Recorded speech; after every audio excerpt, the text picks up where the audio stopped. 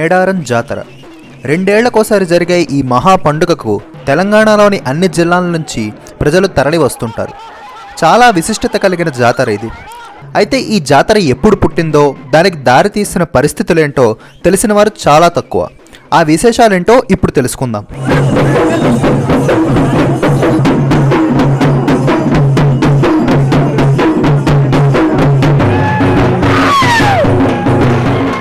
పదమూడవ శతాబ్దంలో కాకతీయ ప్రభువు ప్రతాపరుద్రుడికి ఎదురు నిలిచిన వీర వనితలు సమ్మక్క సారక్క.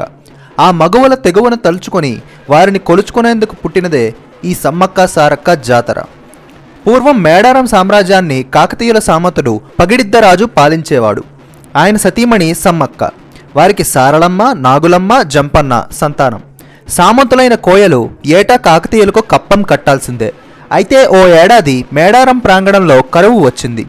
ఈ దుర్భర పరిస్థితుల్లో కప్పం కట్టలేమంటూ పగిడిద్దరాజు కాకతీయ చక్రవర్తికి దుస్థితిని వివరించాడు. అయినా సరే కప్పం కట్టాల్సిందేనని, లేకుంటే యుద్ధానికి సిద్ధమవ్వాలని చక్రవర్తి తేల్చి చెప్పాడు.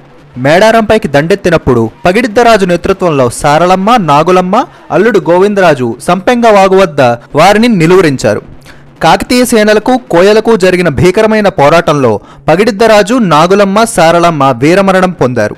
ఈ ఘోరాన్ని చూడలేక జంపన్న సంపెంగవాగులోకి దూకాడు. అప్పటి నుంచే దీనికి జంపన్నవాగుగా పేరు వచ్చింది. తన వారి మరణ వార్త విన్న సమ్మక్క ఆగ్రహంతో రగిలిపోయి కాకతీయ సేనపై దండెత్తింది. సమ్మక్కను కాకతీయ సేనలు వెనక నుంచి పొడిచారు. నెత్రోడని సమ్మక్క మేడారానికి ఈశాన్యం వైపున్న చిలుకలగుట్టపైకి వెళ్లి అదృశ్యమైంది. గుట్టంతా వెతికాక ఓ కుంకుమ భరిణి దొరికింది. ఈ ప్రాంతంలో 2 గద్దెలు కట్టించి 2 ఏళ్లకోసారి ఉత్సవాలు జరిపించాలన్న అదృశ్యవాణి మాటలతో ప్రతాపరుద్రునిలో మార్పు వచ్చినట్టు, అప్పటి నుంచి ఈ జాతర జరుగుతూ వస్తున్నట్టు చరిత్రకారులు చెబుతున్నారు. సమ్మక్క సారక్క జాతరకు సంబంధించి మరో 10 కథలు ప్రచారంలో ఉన్నప్పటికీ ఈ గాథనే ప్రామాణికంగా తీసుకొని ఈ జాతర జరుపుకుంటున్నారు.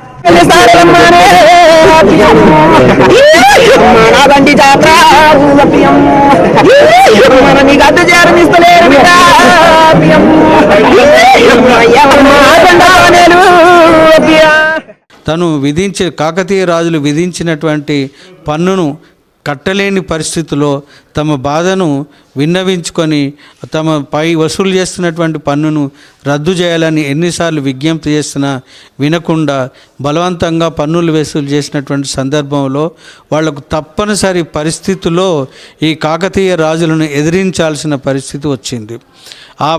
అలాంటి పరిస్థితిలోనే సమ్మక్క, సారలక్క, గోవిందరాజు, తర్వాత పగిడిద్దరాజు వీళ్ళందరూ కూడా ఒకటే యూనిట్గా, అంటే ఒక శక్తిగా తయారై కాకతీయ రాజులను, కాకతీయ సైన్యాన్ని ఎదిరించి తమ ప్రాణాలను అడ్డుపెట్టి గిరిజనుల హక్కుల కోసమై పోరాడిన వీర వనితలుగా వాళ్ళను చెప్పుకోవచ్చు. అయితే ఈ తమ పోరాటం కేవలం కాకతీయ సామ్రాజ్యానికే పరిమితం కాకుండా అడవిలో నివసిస్తున్నటువంటి గిరిజన బిడ్డలను అందరినీ రక్షించే విధంగా వాళ్ళు చేసిన పోరాటమే మేడారం జాతరగా మనం ఇప్పుడు చెప్పుకుంటున్నాం.